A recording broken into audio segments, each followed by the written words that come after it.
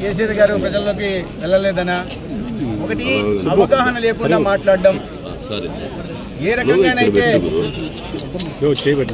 ధరణి కార్యక్రమం తీసుకొచ్చి భూ మాఫియాను తెలంగాణలో ప్రారంభం చేశారు. అదేవిధంగా గుడ్ మార్నింగ్ ధర్మవరం పేరుతో మాజీ ఎమ్మెల్యే సందులు గొంతులు తిరిగి భూ కబ్జాలకు ప్రభుత్వ కానీ ప్రైవేట్ కానీ అసైన్డ్ కానీ ప్రజల ఆస్తుల్ని ఆక్రమించుకున్న, చివరికి చెరువులను కొండలను కూడా కబలించిన విషయం పాపం కేటీఆర్కి తెలిసినట్టు లేదు. అంటే మీ మిత్రులను బట్టి మీరు ఎటువంటి వారో అర్థమవుతుంది. సరే, ఈయన కేతిరెడ్డికి ఆయనతో ఉన్న మిత్రత్వం గురించి ఈయన ఎటువంటి వాడో, తెలంగాణను మొత్తం దోచేసిన కేటీఆర్కి ఇటువంటి మిత్రులు ఉండడం బట్టి, అంటే దొంగలు ఊళ్ళు పంచుకున్నట్టుగా తెలంగాణలో మీరు, ఆంధ్రప్రదేశ్లో జగన్మోహన్ రెడ్డి, ధర్మవరంలో కేతిరెడ్డి వీళ్ళందరూ కలిసి భూ కబ్జాలకు పాల్పడుతూ ప్రజా కంటకులుగా మారి ఇవాళ ఓటమి తర్వాత మేము ప్రజల్లోకి వెళ్ళాం, మేము మంచి చేశాం, మీరు మంచి చేసి ఉంటే ప్రజల్లోకి వెళ్ళిన వాస్తవం అయిండొచ్చు. కానీ దేనికోసం వెళ్ళారు? మంచి చేయడానికి వెళ్ళారా? ప్రజల్ని పీడించడానికి వెళ్ళారా?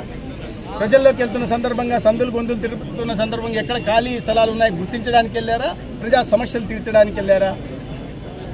ఎక్కడ పడితే అక్కడ ఏది బాగా కనిపిస్తే దాని మీద కన్నేసి దోచుకునే కార్యక్రమానికి శ్రీకారం చుట్టడం ప్రజలకు అందరికీ తెలుసు. ఇక్కడ ఒకసారి కేటీఆర్ని ధర్మవరంలో ప్రజలు ఎవరికైనా సంబంధించిన వాళ్ళని ఒక్కరికి ఫోన్ చేసి అడిగితే, అవునయ్యా గుడ్ మార్నింగ్ ధర్మవరం పేరుతో ప్రజల మధ్య తిరిగాడు కదా మీ మాజీ ఎమ్మెల్యే, దాని పర్పస్ ఏంటని అడిగితే ఇక్కడ ప్రజలు చెప్తారు.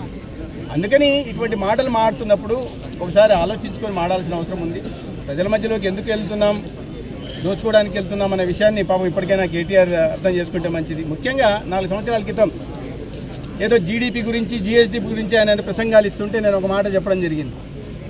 అయ్యా, రాష్ట్ర జీడీపీ పెరగట్లేదు, జీఎస్డీపీ పెరగట్లేదు, మీ కుటుంబ జీడీపీ పెరుగుతోంది అనే విషయాన్ని నేను చెప్పిన సందర్భంగా నా ట్విట్టర్ అకౌంట్ను బ్లాక్ చేశాడు. అంటే ఎటువంటి మనస్తత్వం ఉందో మనం అర్థం చేసుకోవాలి.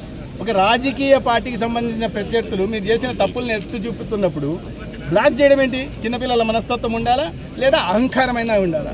రాజకీయాల్లో మీరు చేసిన తప్పులను ఎత్తు చూపే బాధ్యత, ఎండగట్టే బాధ్యత ప్రతిపక్షాలది. దాంట్లో భాగంగా నేను చేస్తే ఇవాళ దాకా బ్లాక్ చేస్తాను. అదే విషయాన్ని నేను ఇవాళ చెప్పడం జరిగింది.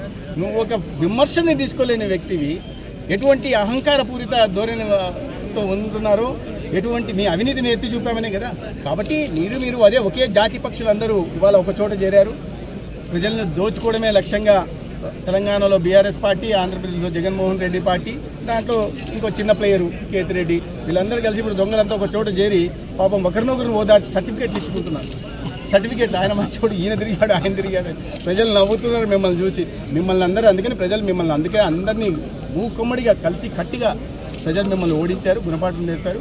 ఒకరికొకరు సర్టిఫికేట్లు ఇచ్చుకుంటా, ఒకరినొకరు ఓదార్పు యాత్ర చేస్తా 5 సంవత్సరాలు మీరు దూరంగా ఉంటే ప్రజా జీవన స్రవంతికి ప్రజలందరూ కూడా సంతోషంగా ఉన్నారు. ఆంధ్రప్రదేశ్లో ఒక ప్రజాప్రభుత్వం ఏర్పడింది. ప్రజల సంక్షేమం కోసం, రాష్ట్ర అభివృద్ధి కోసం పరితపించే ప్రభుత్వం ఏర్పడింది. తలసరి అప్పును కాకుండా తలసరి ఆదాయాన్ని పెంచే ప్రజాప్రభుత్వం వచ్చింది. కేంద్రంలో, రాష్ట్రంలో ఎన్డీఏ ప్రభుత్వాలు, ఆంధ్రప్రదేశ్కు మంచి రోజులు వచ్చాయి.